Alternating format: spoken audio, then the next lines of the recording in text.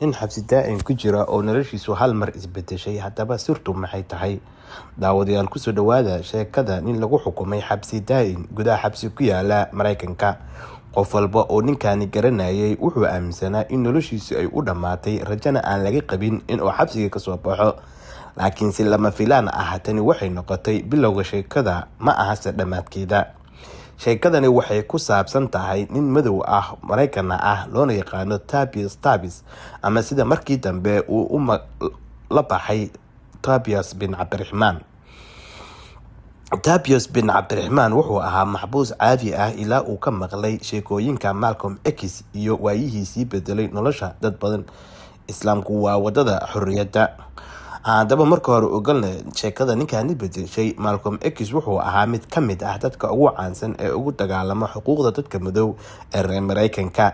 noloshiisuna waxay lahayd laba weji. wuxuu galay xabsi isaga oo dhalinyaro ah, halkaas ayuu wax ku bartay, waxna ku akhristay, wuxuuna saameyn ku yeeshay fikradda Nation of Islam. markii uu baxay wuxuu noqday daaci si xoog leh uga hor yimid cunsuriyadda. kadibna wuxuu aaday xajka, halkaas ayuu ku arkay muslimiin midab kasta leh oo wada tukanaya, taasi oo gebi ahaanba bedeshay aragtidii ku saabsaneed cunsuriyadda. aan kusoo noqonay Tobias oo ah ninka ay sheekadani ku saabsan tahay, oo islaamay, magaciisana u bedelay Cabdiraxmaan. intuu xabsiga ku jiray wax walba way isbedeleen. qolkii madoowaa ee cidhiidhiga ah wuxuu u noqday meel qur-aanka iyo xuska alle lagu xuso. aradii ku jirtayna waxay isu bedeshay deganaansho yaab leh. wuxuu si hoose ugu celcelin jiray yaa Raxmaan yaa Raxiim, waana laba magac oo ka mid ah magacyada Ilaahay. xitaa waardiyaashii aadka u adkaa way degi jireen marka ay maqlaan. ma aha oo keliya waardiyaasha ee maxaabiis kasta oo niyo jabsanaa ama jahawareersanaa, markii uu usoo dhawaado wuxuu ka heli jiray wanaag. wuxuuna asna ku dhihi jiray islaamka qaado waa badbaado. mid ayay usoo islaameen ilaa ay ka gaareen 100 maxbuus. 100kaas maxbuus ayuuna salaada jimco kasta uga bixi jiray xabsiga gudihiisa. dadka oo dhan ayaa bilaabay in ay dareemaan isbedel ku yimid xabsiga, iyo isgaar ahaan ninkani Tobias.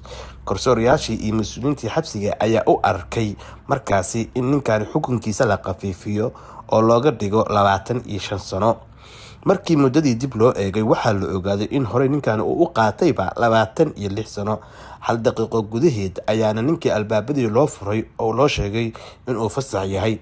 Tobias ayaa istaagay banaanka qoraxda isagoo ooyaya sidii ilmo hadda dhashay. laakiin yaabka uu weyn weli waxay ahayd kadib markii uu xabsiga ka baxay in Ilaahay uu u sahlay inuu u safro Masjid al-Xarameyn. wuxuuna istaagay kabcada horteeda isagoo ku dawaafaya, carabkiisuna aan ka istaageen yaa Raxmaan yaa Raxiim yaa Maalik yaa Quduus.